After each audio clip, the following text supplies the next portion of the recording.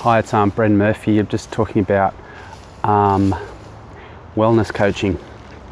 Big thing for me with my journey with life coaching and personal development has been the idea of simplicity and decluttering. And that's massively important with the idea of wellness, okay? Because many of us are chasing something that's always just out of reach, whether it be a promotion or parental approval or peer approval or moving to a better postcode or upgrading your car or buying a bigger boat or having a better looking body or things like that. It's always never fully realized, and it'll always be a chase.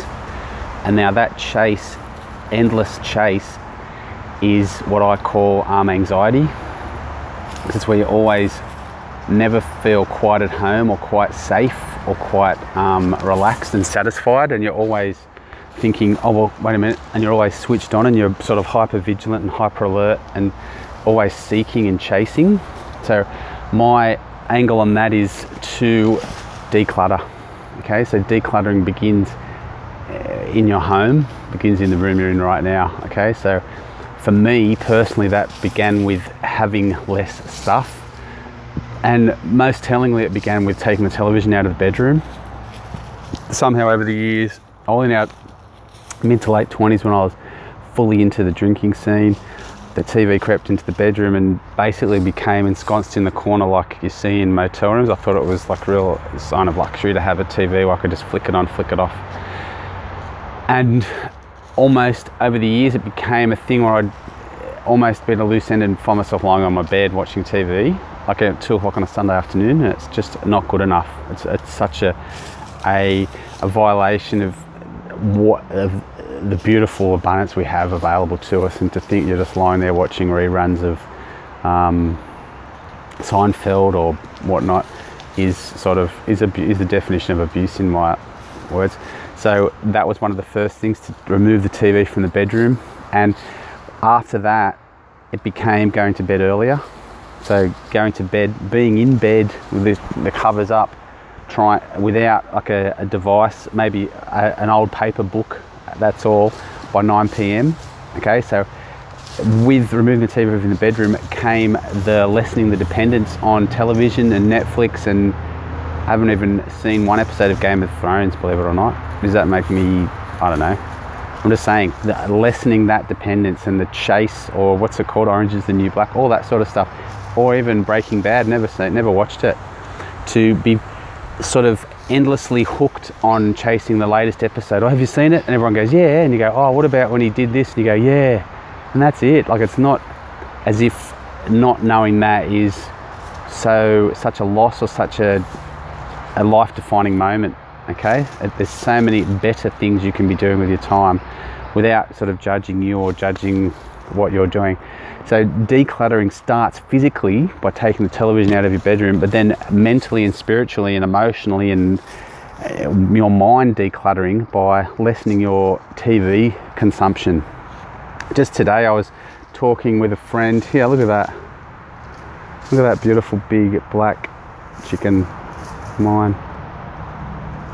Anyway, just today I was talking to a friend of mine who has, and now we're reflecting that there was a spike. The biggest growth in injuries is men in the 35 to 55 age group falling asleep at the wheel on their way home from work and crashing their utilities like tradesmen and dying, okay?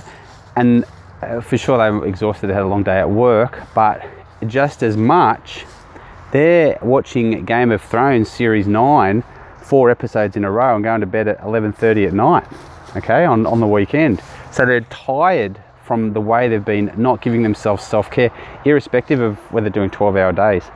The missing piece can be watching too much TV 3 days earlier.